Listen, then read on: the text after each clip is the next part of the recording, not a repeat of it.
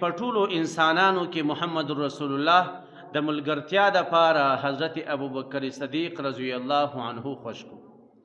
د دې وجه چې شته، د دې وجه قرآن کریم په خپله بیانوي.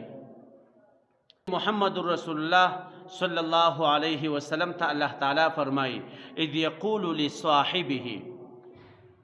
الله تعالی په خپله د حضرت ابوبکر صدیق رضی الله عنه صحابیت بیانوي. ته خپل ملګري ته ووایه اذ یقول لصاحبه. علما کرام د دې آیات په تفسیر کې فرمایي چې په ټولو صحابه کرامو کې چې د صحابیت مقام د قرآن په آیات باندې ثابت شوی ده، هغه یوازې د حضرت ابوبکر صدیق رضی الله عنه ده. نو د الله تعالی په حکم، د الله تعالی په فیصله باندې د محمد رسول الله ملګری څوک معلوم سو؟ حضرت ابوبکر صدیق رضی الله عنه معلوم شوی دی.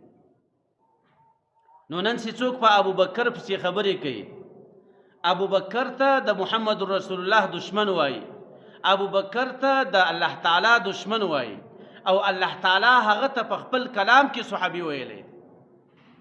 په ټولو صحابه کرامو کې یو عظمت چې دته دا ورکول سوی دی د صحابیت، د صحابیت په قرآن باندې ثابت دی. نو څوک چې د محمد رسول الله قول نه مني، څوک چې د الله تعالی قول نه مني، د هغه په کفر کې خو بیا یوه ذره شک و شبهه نشته.